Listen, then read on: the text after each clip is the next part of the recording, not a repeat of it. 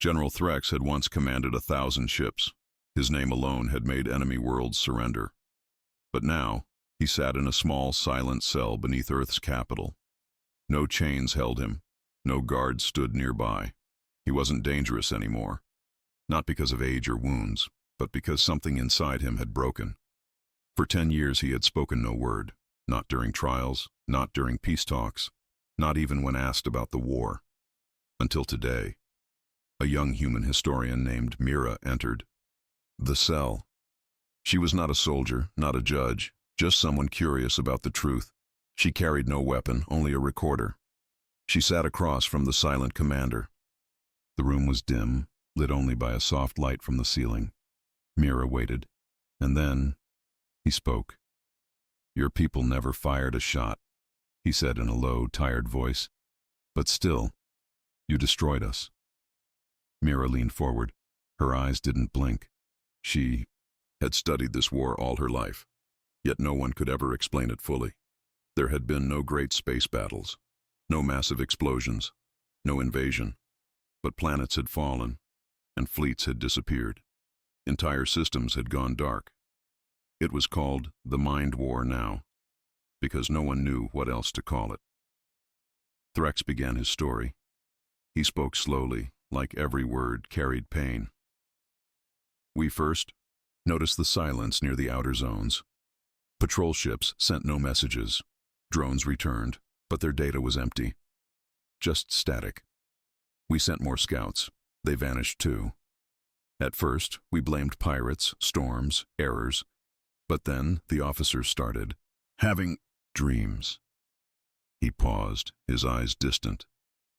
Not normal dreams. They saw Earth. Cities they had never visited. People they had never met. One commander, Vakrol, told me he dreamed of a human child walking through fire, whispering numbers. The next day he locked himself in his quarters and never came out. Mira listened closely. This wasn't in the records. "We believed humans were weak," Threx continued. "They had few ships, fewer colonies. Their weapons were primitive. We thought we could scare them into surrendering, but instead, our own minds started to break. Pilots refused to fly. Captains forgot their own orders. One by one, fleets stopped reporting in, not because they were destroyed, because something had changed them." Mira asked, "Changed how?" Threx's jaw tightened. "They were silent, not dead, but empty. They stared forward, breathing, alive, but lost." The first signs of the Mind War had not come through battle reports, but through medical files.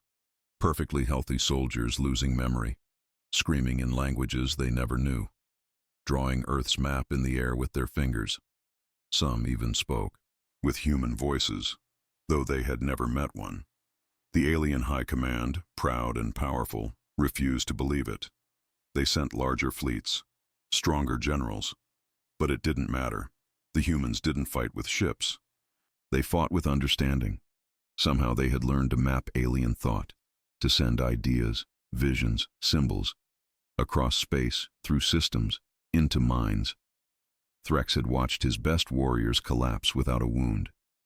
He remembered walking through the silent bridge of the warship Ultranox, where the entire crew sat at their stations, eyes open, not blinking, not moving. A soft human lullaby played from the speakers, though no one could explain where it came from. "We tried to block your signals," Threx said bitterly. "We failed. We tried to erase all human records from our networks. The systems brought them back. We even tried to close our minds using ancient rituals. But still, you found ways in." Mira was silent now. She had never imagined it was this deep, this terrifying. Threx leaned back against the cold wall. "One by one we lost control, not because we were attacked, but because we could no longer trust what was real. Were our thoughts our own? Were our fears planted? Was our surrender truly ours, or one that was suggested?" He looked at Mira, eyes tired, voice quiet. "You used no bombs, no fire, no screams. You used silence, knowledge, the power of the unseen." Mira whispered, "Why are you telling me this now?" Threx gave a bitter smile. Because silence can only hold truth for so long. And because others will come, other species, other warriors, they will think as we did, that humans are weak, soft, peaceful. He paused. Let this be the warning. You do not need ships to win wars. You just need minds. And you humans, you mastered ours before we even knew you were playing the game. The recorder blinked red. The story had begun, but the war it described had never really ended. General Threx stared at the ceiling of his cell, his voice low but steady. They called it a glitch at first, a small fault in the mind. Stress, maybe. Too much pressure on the commanders. But we knew better. Something was happening. Something human. Mira sat silently, the recorder still running. She had heard about the mind war in history books, but this was different. This was personal. Real. We received a distress call from the 9th Fleet. Threx continued. No message, just coordinates. It was the fleet assigned near Sector Varnus, a strong, proud force. I sent a recon squad to check on them. He paused, as if reliving it. They didn't find any wreckage, no signs of battle. But the ships, they were all floating there. Engines still warm, shields up, every system working. Empty? Mira asked. Threx nodded. Worse. Occupied, but lifeless. Not dead, just gone inside. Soldiers still sitting at their posts, eyes open, hands frozen, breathing. But no reaction, no soul. A chill passed through Mira. She had never heard that detail before. Threx's voice became rougher. We brought a few of them back. Scientists ran tests. The brains were active, but wrong. They responded to songs that hadn't been played. They flinched when shown Earth's image. Some began humming human music in perfect pitch, though they'd never even heard it before. We tried to keep it quiet, he said, but fear spreads faster than truth. Soldiers started refusing missions near human space. Even elite squads grew nervous. Officers had dreams of Earth falling from the sky. One woke up screaming after seeing the face of a human child. In his own mind. Mira leaned forward. You think humans planted these dreams? Threx gave a slow nod. I don't think. I know. He stood slowly, pacing the small space. Our people believed in power. Guns, fleets, numbers. But the humans, they believed in thought, in turning fear into a weapon. They didn't touch our planets. They touched us, inside. He turned back to Mira. You can break a ship, but what do you do when a mind breaks? When your best warrior suddenly forgets how to speak his own name? When he stares at you and says, Earth is already here? Mira had no answer. She simply listened, heart pounding. One of our dreadnoughts, the Cleft Fang, was sent to strike a human listening post. Simple job, heavy ship, big crew, no human weapons in range. They reached orbit, opened the targeting bay. Then what? Mira whispered. They never fired. They never moved. They just floated there for 2 days. When the recovery team arrived, the crew was still alive, but every screen on that ship played a single image on loop. What image? A young human girl, Threx said, eyes narrowing, standing in a field, smiling, no words, no warning, just that. Again and again. Mira's hands trembled slightly. This wasn't war. This was something else. Something deeper. After that, Threx said, we stopped sending fleets. Because even the ones who came back were never really the same. And when your own people begin to fear their thoughts, the war is already lost. Silence filled the cell once again. Mira looked into the eyes of a commander who had once led invasions. Now he was haunted not by wounds, but by memories. Memories planted by a war that had no explosions, only whispers, outside. The cell, the sun began to set over Earth's capital. And far across the galaxy, in dark corners, some still spoke in fear of the war where no weapons fired. Only minds changed. The mind war had begun, and no species knew how to stop it. Years passed, no ships fired, no planets burned. No war was declared. But something had changed in the galaxy. From the smallest moon outposts to the richest star systems, alien species found themselves dreaming of oceans they had never seen, hearing voices they had never known, feeling memories that were not theirs, memories from Earth. What began as fear turned into confusion, then into understanding. A young captain from the Skara Dominion once led an attack fleet. Now he painted human-style art and spoke of peace. A Vossen elder, once known for harsh rule, wept during a human opera broadcast. No one could explain why. And always, behind the scenes, Earth remained silent. No threats, no demands, no armies, only the presence of their mind. In hidden rooms, powerful leaders met in panic. "We cannot win against this," they whispered. "The humans have infected our thoughts." Some wanted to strike, build new weapons, develop mental shields. But by then, many of their own people had already changed. And those who had felt Earth refused to fight it. They remembered families they never had, friends they had never met. They remembered being human. It was more than memory. It was identity. Back on Earth, President Ilara stood in a quiet hall with Mira, the historian who had first spoken to Threx. "The galaxy is watching," Mira said softly. "Yes," Ilara replied. "And they're afraid. Do we respond?" The president looked out the window where stars glittered like fireflies. "No," she said. "They must choose." "Choose what?" Ilara turned to Mira, her voice calm and strong. "Whether to keep fearing us or to join us." Mira felt a chill. "You always knew this day would come." "Not just me," Ilara said. "All of us. From the beginning. We never wanted war. But we prepared for the only one that truly matters." Mira asked, "And what war is that?" Ilara answered without blinking. "The war for the soul. Somewhere, across the stars, generally."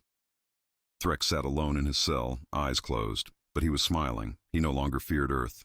He understood it now. Its strength wasn't in power or numbers. It was in memory, in connection, in empathy. That was the true weapon.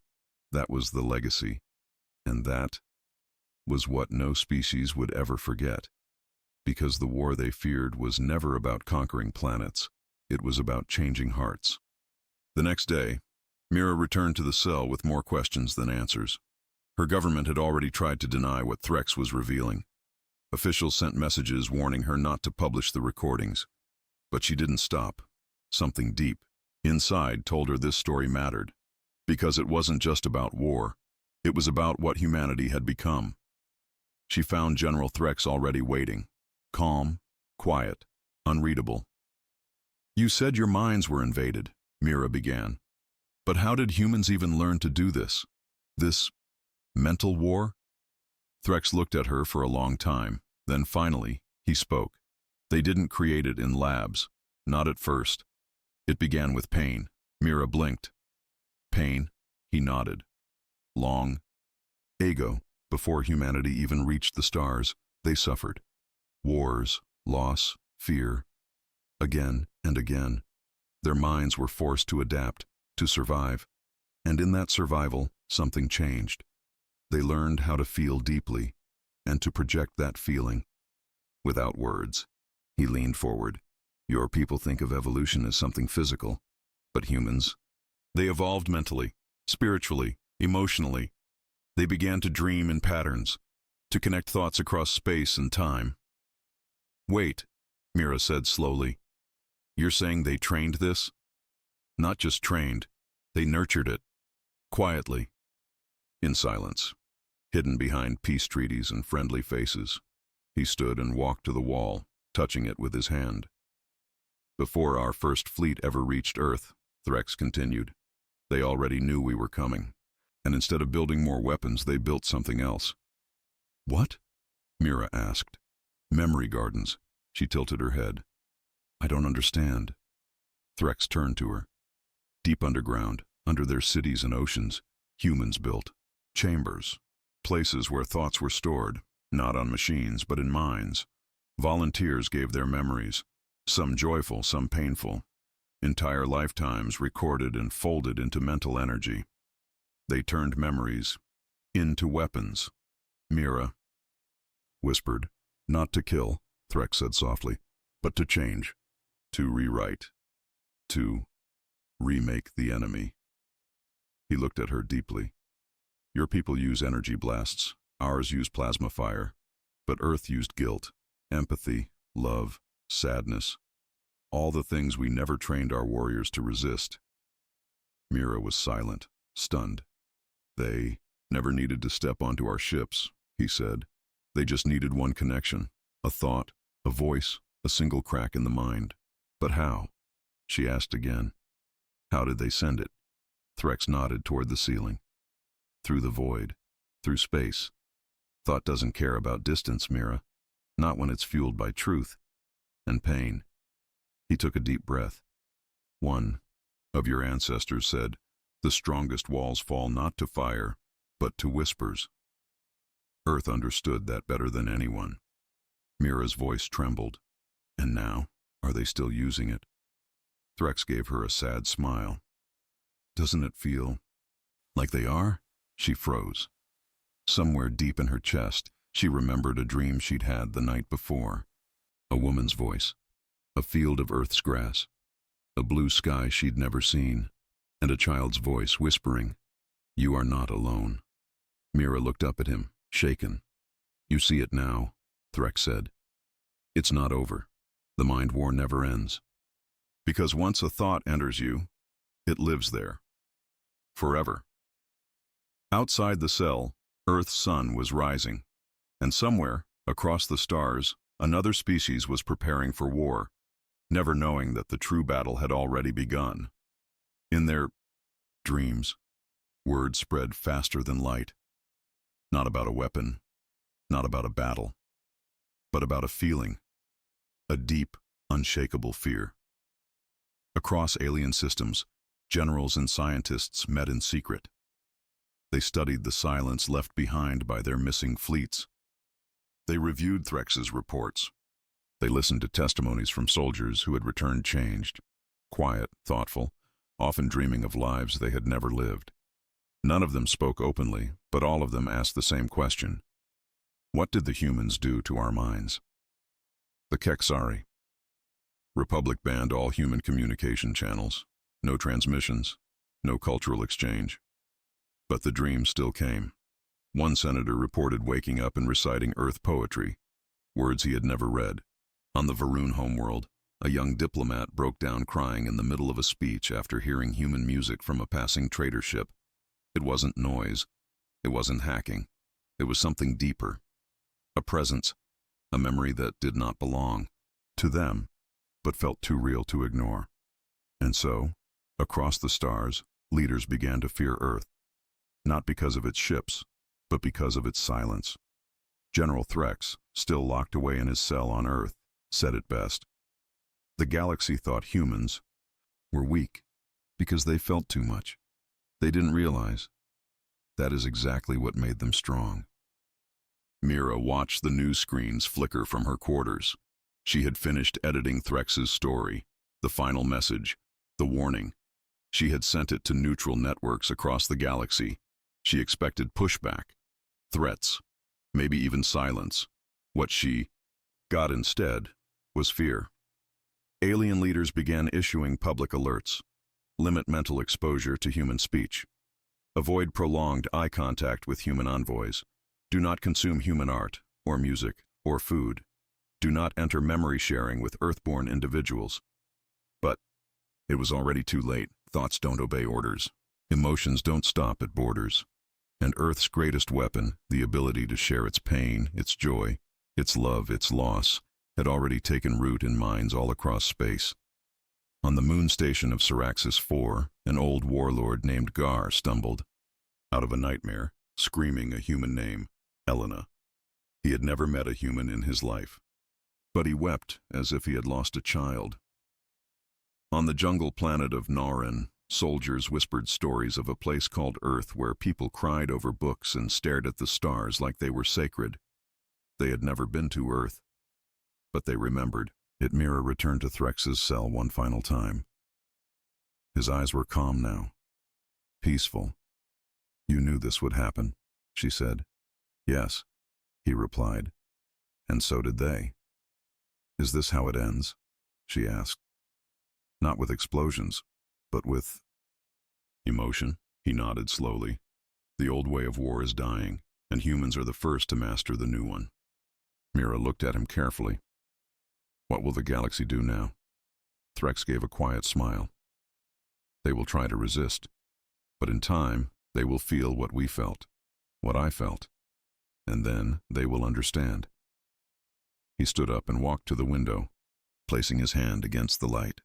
When the mind is the battlefield, Earth always wins. And somewhere, far away, an alien child looked at the stars and whispered a name they had never heard before: Earth. The days after the Cleft Fang incident were filled with silence and confusion. General Threx had ordered a full lockdown of information, but the fear could not be contained.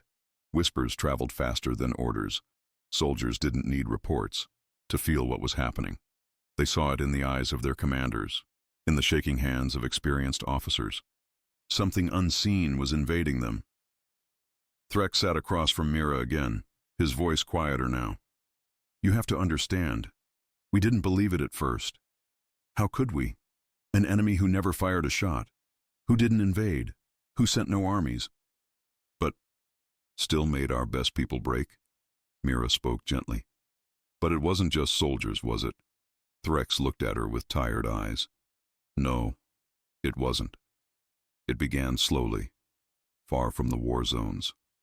Children on distant alien colonies began drawing shapes they had never seen, Earth symbols. A circle with 3 lines, a blue orb wrapped in light. Some spoke words in English, though they had never heard the language. One child on the planet Zarek 5 drew the Earth's continents perfectly, in sand. The mind war had reached the civilians. Back. In the fleets, the signs became harder to hide. Navigation officers plotted courses to Earth, even when not ordered. Some pilots entered strange codes into their systems, codes later found to match old human poetry lines. A commander of a cruiser named Vraxos Light left a final message before disappearing. "They are not attacking us. They are remaking us, General." Threx had once been called the steel mind of the void, unshakable, cold, unbreakable, but even he began to feel it. At first it was just small things, dreams of oceans, even though he had never seen one. A voice calling his name gently, in the middle of the night, but then the voices grew louder. He heard human music echo through the corridors of his flagship, music the crew swore they didn't play. He ordered system wipes, firewalls, mental training sessions. Nothing worked. "Thoughts don't stay behind walls," he said to Mira. "They slip through cracks, and your people knew every crack we had. Entire planets in the outer sectors went quiet, not from attacks, but from collapse. Leaders turned paranoid. Some believed their citizens were already under Earth's control. Civil wars broke out on 3 systems, all without a single human present. We started fighting ourselves," Threx said bitterly, "because we no longer knew who was still pure and who was already theirs." Mira's voice shook. "But Earth never claimed responsibility?" Threx laughed darkly. "Of course not. They never had to. They kept talking. Peace, offering trade, smiling in meetings. But every diplomat who met with a human came back different, slower, quieter. They'd stare at walls for hours or cry in the dark without knowing why." He stood slowly and looked toward the tiny window in his cell. It was never a war of weapons.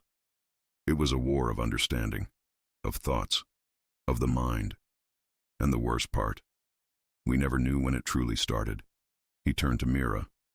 "Do you understand now why I speak? Not for me. I'm already gone. But others will face this. Others will challenge Earth and think they are ready. But no one is ready for a war that rewrites your soul." Mira was silent. The recorder's light blinked steadily. Across the stars, more species had begun to take interest in Earth, its soft voice, its smiling leaders, its peaceful image. But deep inside those who had faced humanity's true strength, there was only one message left behind: beware the war that does not look like war, the The mind war had no heroes, no victories, only silence, and the silence was growing. General Threx didn't sleep that night. Mira had left the cell, her recorder filled with a story no one truly believed. Yet. But she would return. And when she did, Threx knew he would have to tell her the worst part. The part even the council had erased from records. The part that still haunted his every waking moment. When Mira returned the next morning, she found Threx already sitting, awake, staring at the wall. "You're early," she said. He didn't answer immediately. Then he said, "I remember everything. That's the curse." Mira frowned. "What do you mean?" Threx leaned forward. "During the war, some of us were taken, not physically, not through ships, but through our minds. And when we were returned, we didn't come back alone." Mira blinked. "What came back with you?" He gave her a long, slow look. "Memories, but not ours." She sat, her fingers tightening around the recorder. "Explain." Threx's voice turned cold.